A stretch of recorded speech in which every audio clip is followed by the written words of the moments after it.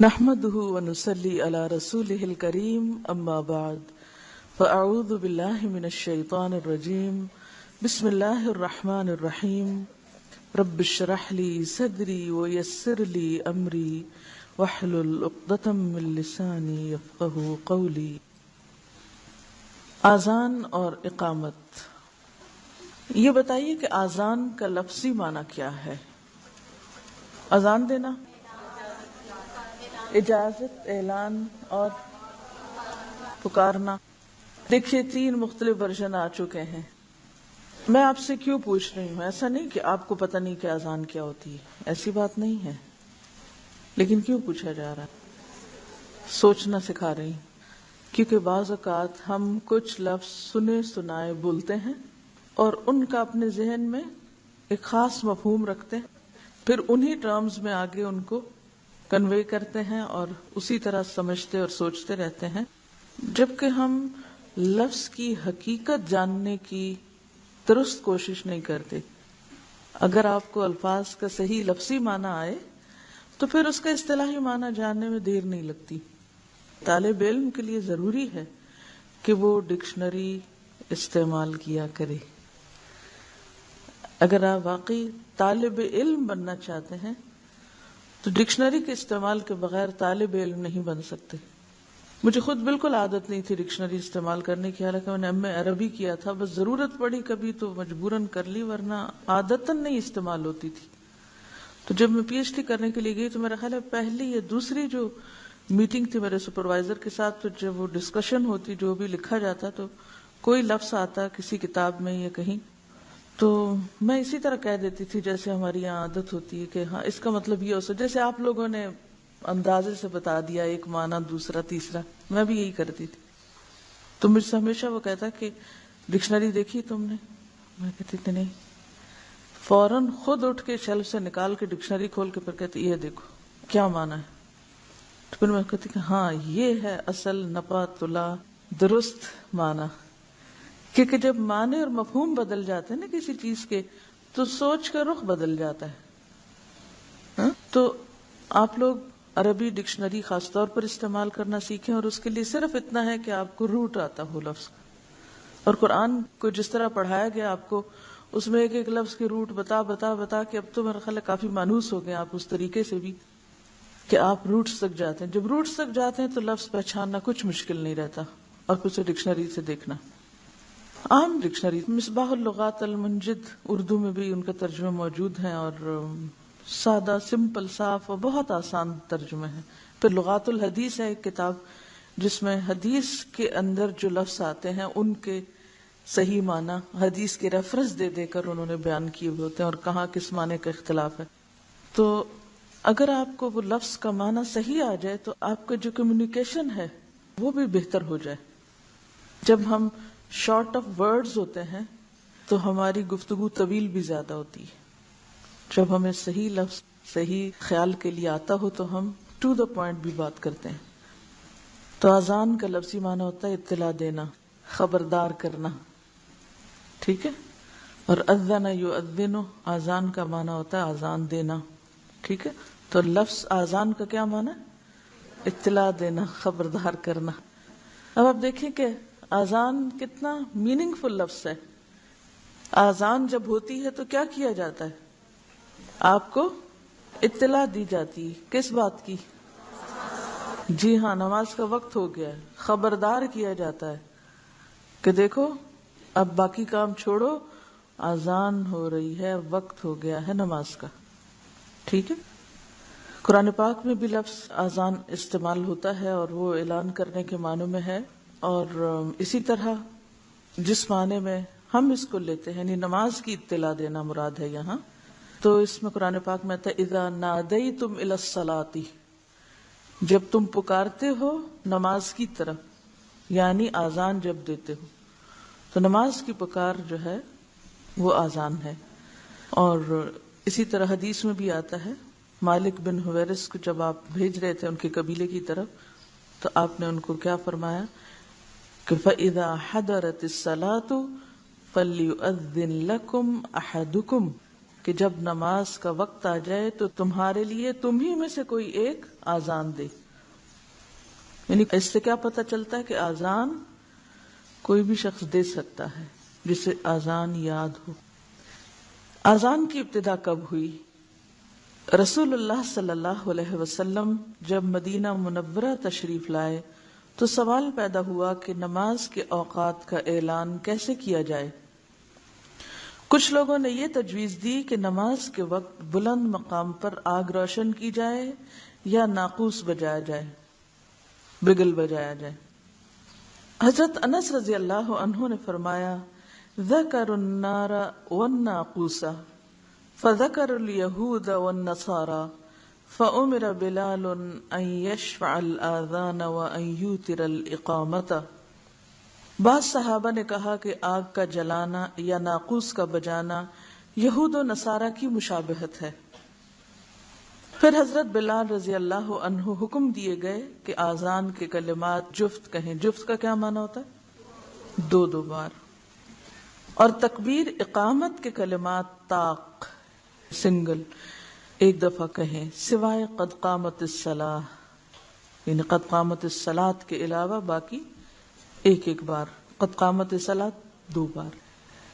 آذان کے جفت کلمات اللہ اکبر اللہ اکبر اللہ اکبر اللہ اکبر، اشہد ان لا الہ الا اللہ اشہد ان لا الہ الا اللہ، اشہد ان محمد الرسول اللہ اشہد ان محمد الرسول اللہ، حی علی الصلاۃ حی علی الصلاۃ حی علی الفلاح حی علی الفلاح، اللہ اکبر اللہ اکبر، لا الہ الا اللہ. اللہ سب سے بڑا ہے، اللہ سب سے بڑا ہے، اللہ سب سے بڑا ہے، اللہ سب سے بڑا ہے. میں گواہی دیتا ہوں کہ اللہ کے سوا کوئی معبود نہیں، میں گواہی دیتا ہوں کہ اللہ کے سوا کوئی معبود نہیں، میں گواہی دیتا ہوں کہ محمد صلی اللہ علیہ وسلم اللہ کے رسول ہیں، میں گواہی دیتا ہوں کہ محمد صلی اللہ علیہ وسلم اللہ کے رسول ہیں. نماز کی طرف آؤ، نماز کی طرف آؤ، نجات کی طرف آؤ، نجات کی طرف آؤ، یا کامیابی کی طرف آؤ، کامیابی کی طرف آؤ. اللہ سب سے بڑا ہے، اللہ سب سے بڑا ہے، اللہ کے سوا کوئی معبود نہیں. اگر لوگوں کو آذان کا معنی آتا ہو تو یہ پکار سن کر کون گھر بیٹھ سکتا ہے؟ تو آپ سروے کر کے معلوم کر سکتے ہیں کہ ہمارے کتنے % لوگوں کو آذان کا معنی معلوم ہے. بچے بھی جو اسکولوں میں رٹتے ہیں تو بعض اوقات آذان الگ اور ترجمہ الگ، اول سے آخر تک پیراگراف کی شکل میں رٹ لیتے ہیں. انہیں یہ نہیں پتا ہوتا کہ کون سا جملہ کس کا معنی ہے اور پھر آگے اس کا مفہوم کیا ہے، وہ تو زیادہ دور کی بات ہے. فجر کی آذان میں حضرت ابو محذورہ رضی اللہ عنہ کہتے ہیں کہ رسول اللہ صلی اللہ علیہ وسلم نے ان کو آذان کی تعلیم دی اور فرمایا کہ فَإِن كَانَ صَلَاةُ الصُّبْحِ قُلْتَ الصَّلَاةُ خَيْرٌ مِّنَ النَّوْمِ الصَّلَاةُ خَيْرٌ مِّنَ النَّوْمِ. فجر کی آذان میں حی علی الفلاح کے بعد 2 بار یہ کلمات زیادہ کہیں، الصلاۃ خیر من النوم الصلاۃ خیر من النوم. یعنی نبی صلی اللہ علیہ وسلم نے حضرت ابو محذورہ کو خود یہ تعلیم دی. معنی کیا ہے اس کا؟ نماز نیند سے بہتر ہے، نماز نیند سے بہتر ہے. واقعی بہتر ہے. حضرت انس رضی اللہ عنہ فرماتے ہیں کہ صبح کی آذان میں حی علی الفلاح کے بعد الصلاۃ خیر من النوم 2 دفعہ کہنا سنت ہے.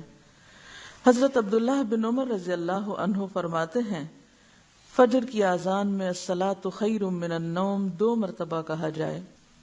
حضرت ابن عباس رضی اللہ عنہ نے بارش کے دن اپنے مؤذن سے کہا کہ حی علی الصلاح کی بجائے الصلاۃ فی الرحال یصلوا فی بیوتکم، اپنے گھروں میں نماز ادا کرو کہے.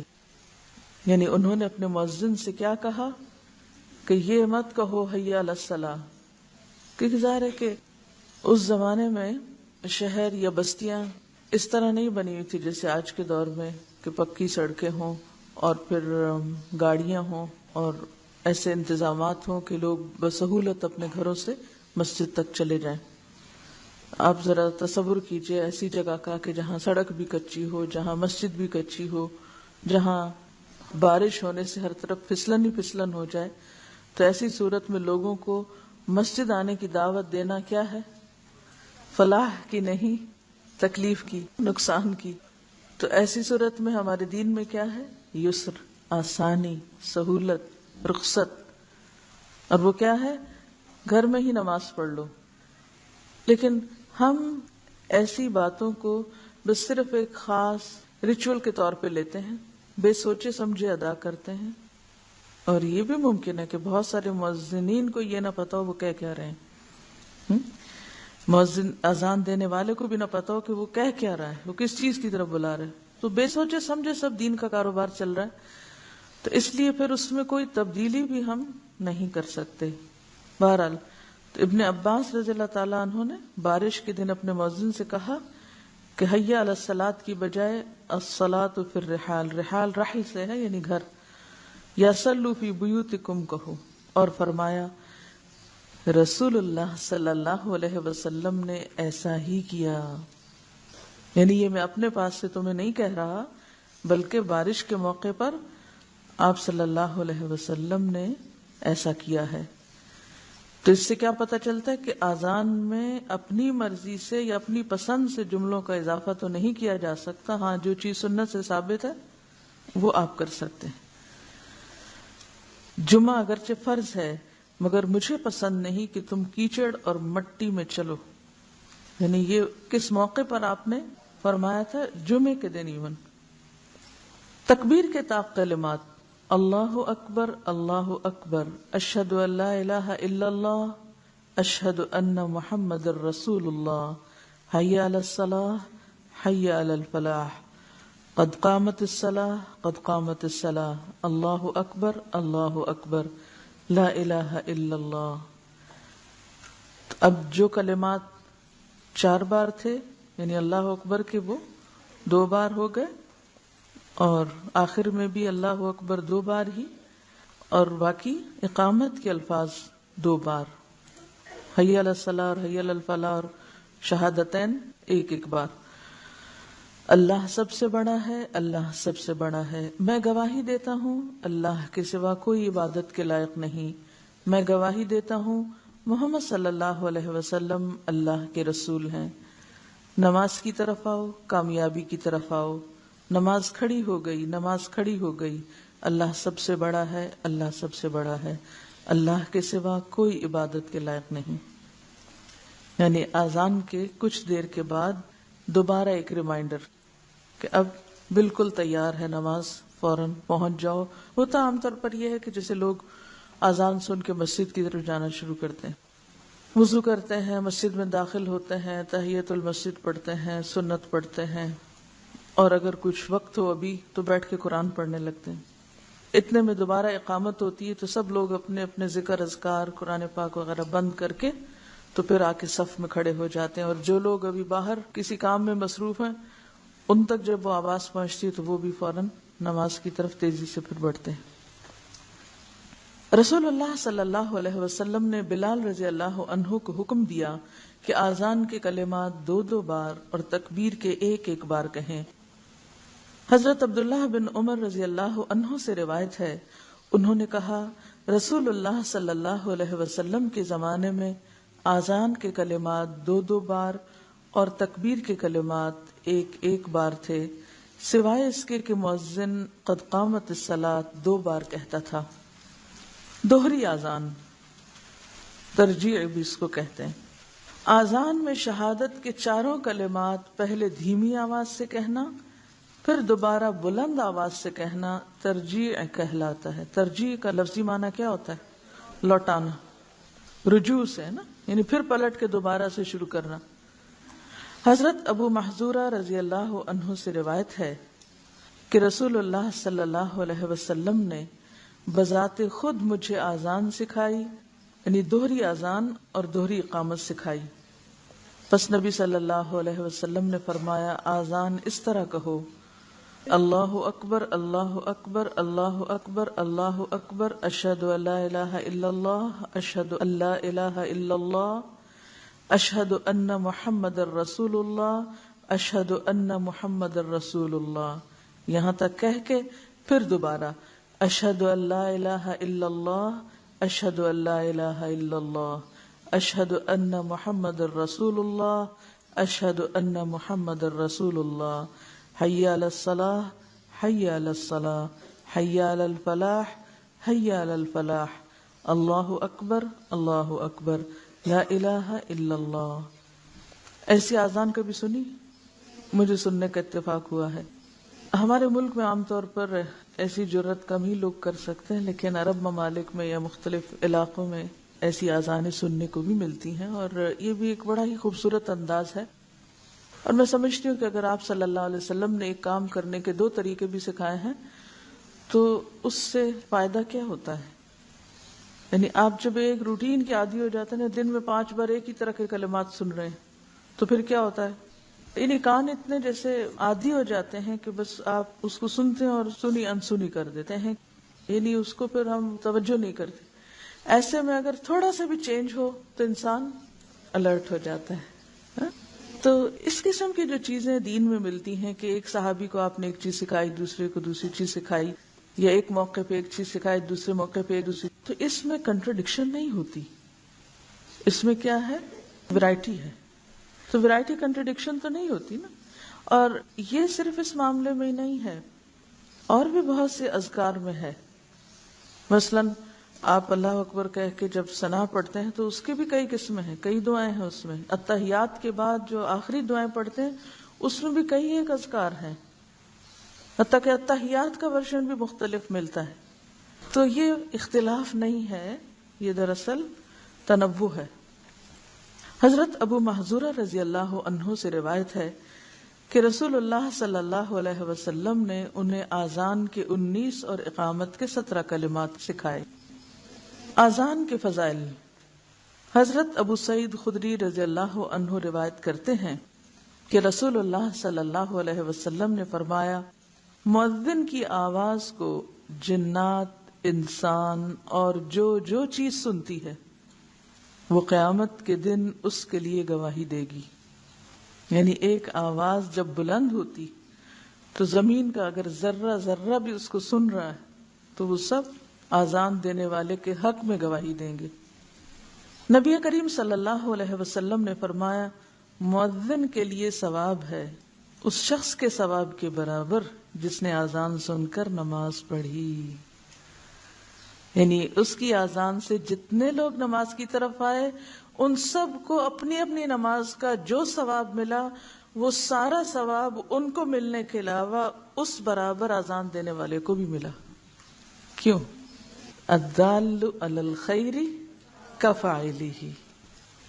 مفہوم یہ ہوا کہ مؤذن کی آواز سن کر جتنے آدمی مسجد میں آ کے نماز پڑھیں گے ان سب کو اپنی اپنی نماز کا پورا ثواب تو ملے گا ہی، مگر مؤذن تمام نمازیوں کے ثواب کے برابر مزید اجر پائے گا، کیونکہ اس نے ان کو نماز کی طرف بلایا تھا۔ حضرت معاویہ رضی اللہ عنہ سے روایت ہے کہ میں نے رسول اللہ صلی اللہ علیہ وسلم سے سنا، قیامت کے دن آذان دینے والوں کی گردنیں لمبی ہوں گی، یعنی اللہ کا نام بلند کرنے کی وجہ سے وہ دوسرے لوگوں سے اونچے قد کے نظر آئیں گے، نمایاں نظر آئیں گے۔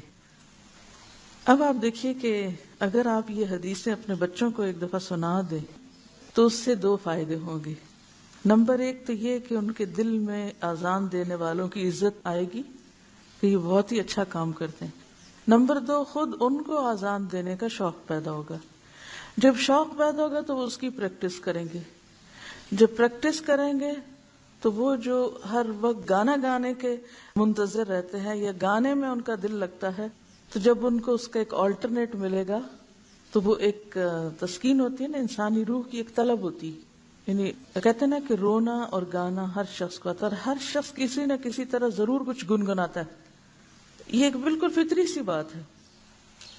اب چاہے تو آپ اچھے الفاظ گنگنائیں اور چاہے تو فضول قسم کی باتیں زبان پہ لائیں۔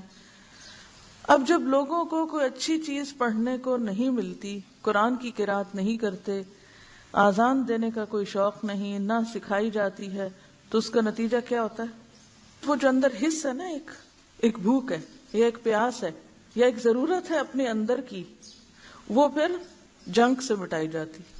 اگر آپ اپنے بچوں کو صحیح کھانا نہیں دیں تو وہ کس چیز کے عادی ہو جاتے ہیں؟ جنک فوڈ کے۔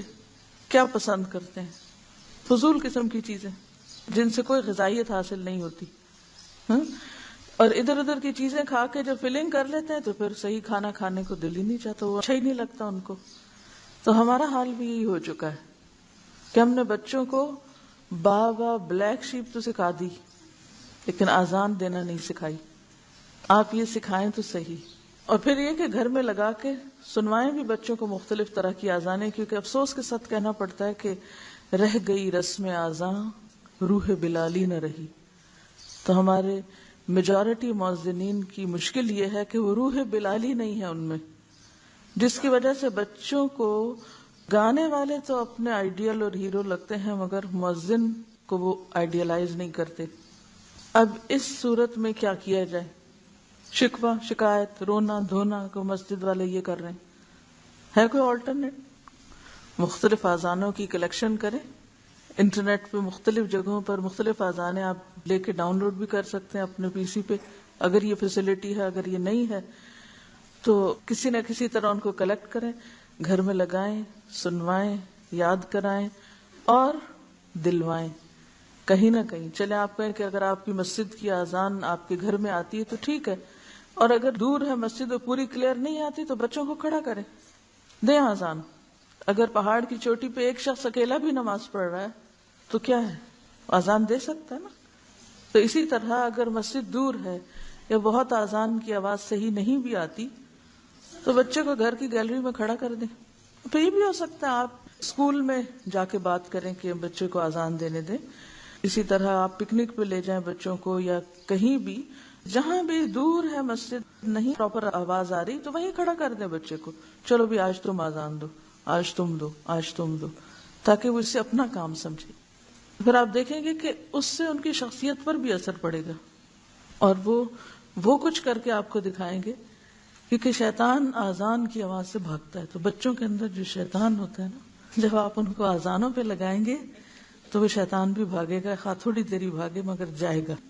کیونکہ اگلی حدیث میں آتا ہے، حضرت ابو ہریرہ سے روایت ہے کہ رسول اللہ صلی اللہ علیہ وسلم نے فرمایا، جب نماز کے لیے آذان دی جاتی ہے تو شیطان پیٹھ پھیر کے بھاگ جاتا ہے، جب آذان ختم ہو جاتی ہے تو آ جاتا ہے، جب تکبیر کہی جاتی ہے تو پیٹھ پھیر کے بھاگ جاتا ہے، جب تکبیر ختم ہو جاتی ہے تو پھر آ جاتا ہے، اور نمازی کے دل میں وسوسے ڈالتا ہے، فلاں بات یاد کرو، یہاں تک کہ آدمی کو پتہ نہیں چلتا کہ اس نے کس قدر نماز پڑھی، یہ بھی بھول جاتا ہے کہ کتنی رکعتیں پڑھی، یہ حال ہو جاتا ہے۔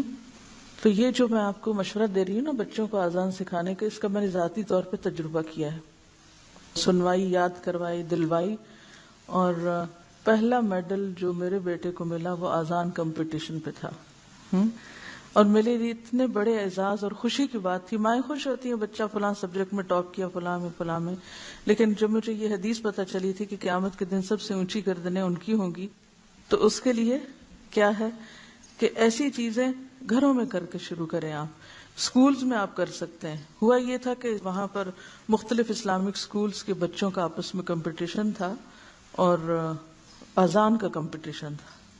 ہمارے ہاں کئی طرح کے کمپٹیشن ہوتے ہیں، لیکن بچوں میں کبھی ہم نے اذان کمپٹیشن نہیں کروایا۔ کیوں؟ اس لیے کہ ہم سمجھتے ہیں یہ وہ مسجد کے مولانا صاحب کا کام ہے، انہی کو بس اذان دینی ہے، اذان دینا ایک پیشہ بن گیا ہے اور مخصوص لوگ اس پر قابض ہیں اور دوسرے آگے آ نہیں سکتے۔ تو کبھی آپ خوشامد کر کے مؤذن سے کہہ کے اپنے بیٹے کو وہاں بھی کھڑا کر سکتے، اور اذان کے بعد دعا بھی قبول ہوتی۔ تو میں نے ایک دن اپنے بیٹے سے کہا کہ اذان کے بعد دعا قبول ہوتی ہے، تو کہتا آر یو شور؟ میں نے کہا بالکل شور قبول ہوتی۔ تو میں نے کہا کیا مانگو گے؟ کہ میں یہ مانگوں گا مجھے مغرب کی اذان دینے کا موقع مل جائے۔ میں نے کہا ٹھیک ہے۔ اتنا زیادہ پھر شوق پیدا ہے جب بچوں کو ایک دفعہ ایک انعام مل جاتا ہے تو پھر اس کے بعد وہ سمجھتے ہیں کہ اب یہ میری لائن ہے اور اس میں آگے بھی جا سکتا ہوں۔ تو اس میں یہ ہے کہ اگر ہم اپنے بچوں کو اور پڑھے لکھے لوگوں کو اس کام کے لیے تیار نہیں کریں گے تو پھر نتیجہ کیا ہوگا؟ بے روح اذانیں ہی رہیں گی. تو اس میں تبدیلی کہاں سے ہوگی؟ آپ کے گھروں سے. آذان کا جواب دینا. حضرت عمر رضی اللہ عنہ سے روایت ہے کہ رسول اللہ صلی اللہ علیہ وسلم نے فرمایا، جب مؤذن کہے اللہ اکبر پس تم بھی کہو اللہ اکبر. پھر جب مؤذن کہے اشہد ان لا الہ الا اللہ تم بھی کہو اشہد ان لا الہ الا اللہ. پھر جب مؤذن کہے اشہد ان محمد الرسول اللہ تو تم بھی کہو اشہد ان محمد الرسول اللہ. پھر جب مؤذن کہے حی علی الصلاۃ تو تم کہو لا حول ولا قوۃ الا باللہ. پھر جب مؤذن کہے حی علی الفلاح تو تم کہو لا حول ولا قوۃ الا باللہ. پھر جب مؤذن کہے اللہ اکبر تو تم کہو اللہ اکبر. پھر جب مؤذن کہے لا الہ الا اللہ تو تم کہو لا الہ الا اللہ. جو شخص اپنے صدق دل سے مؤذن کے کلمات کا جواب دے گا، صدق دل سے مراد سچے دل سے یعنی توجہ کے ساتھ، اور صدق دل سے مراد کیا ہوتا ہے کہ واقعی وہ لفظ جو آپ کہہ رہے ہیں آپ ان کا مطلب بھی وہی لیتے ہیں، تو ایسا شخص جواب دینے والا بہشت میں داخل ہو جائے گا. حافظ ابن حجر رحمہ اللہ فرماتے ہیں الصلاۃ خیر من النوم کے جواب میں صدقت و بررت کے الفاظ کی کوئی اصل نہیں، یعنی کوئی دلیل نہیں ہے اس کے پیچھے. لہذا فجر کی اذان میں الصلاۃ خیر من النوم کے جواب میں بھی یہی کلمہ کہنا چاہیے، یعنی الصلاۃ خیر من النوم. تکبیر کے دوران یا بعد میں اقامہ اللہ و ادامہ کہنے والی ابو داؤد کی روایت کو امام نووی رحمہ اللہ نے ضعیف کہا ہے. تکبیر کیا ہوتی ہے؟ اقامت. تو اس میں قد قامت الصلاۃ، قد قامت الصلاۃ کا جواب کیا ہے؟ قد قامت الصلاۃ. اس کے جواب میں یہ کہنا اقامہ اللہ و ادامہ، یہ روایت ضعیف ہے.